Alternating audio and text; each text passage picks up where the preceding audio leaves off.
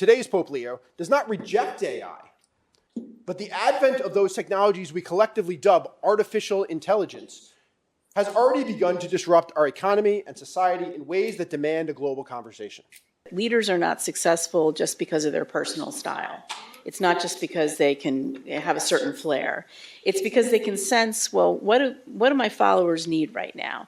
Are they looking for protection, for vision, for fairness, expertise, affiliation, status? And in this moment, the business community is offering up a vision of AI that a lot of people can't relate to or don't really want. And so here comes Pope Leo, and he's offering a much more palatable vision, one that puts us, the human, at the center of it. Catholic social teaching is the Catholic Church's official body of teaching on social, economic, and political questions, but which it approaches from a moral perspective. It is addressed, as Professor Gaudet said, to all people of goodwill. And although Catholic social teaching draws on specifically Catholic theological commitments, its goal is to present a moral framework that can be appealing to all people of conscience who are reasonable and well-intentioned. I like to think of Pope Leo as he has the name Lion, right? So what is this? This is, the printout of the encyclical. This is the roar. This is the lion's roar, if you want to think about it this way. And there's a lot to think about in terms of what the church can say about this. The honest truth is that the church cares about people.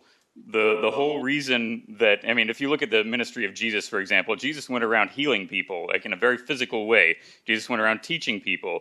These are things that the Catholic Church does. The Catholic Church has universities. The Catholic Church has hospitals. The Catholic Church does things out there in the world in order to help people because we're people who need help, ultimately.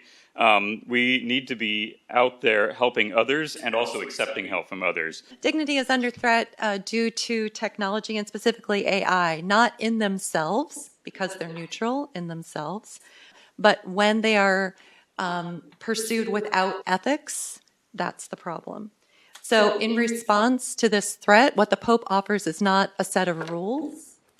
That's really not what's there in the encyclical, but he invites us to pause and ask a question, to ask, where are we?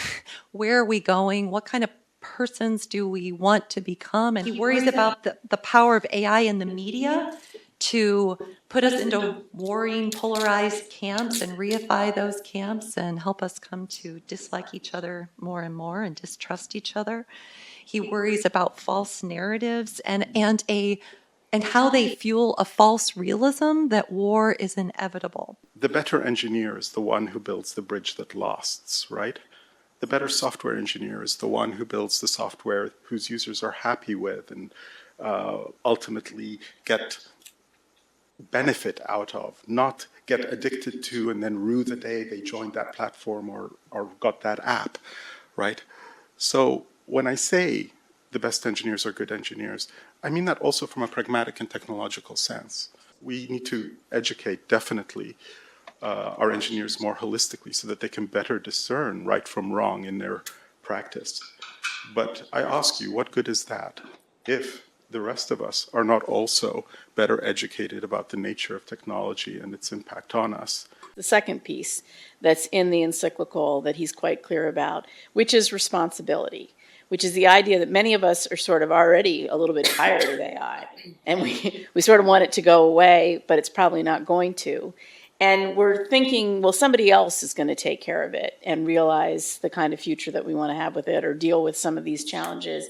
And what Pope Leo says to us so clearly in this document is, no, it's you. You have to act. You have to accept the responsibility for this. One of the things that he spoke of in this encyclical that gave me hope was building towards a civilization of love, and that it's a horizon that we must seek together, and that it will arise not from one spectacular gesture, but from many small acts of fidelity that serve as a bulwark against dehumanization.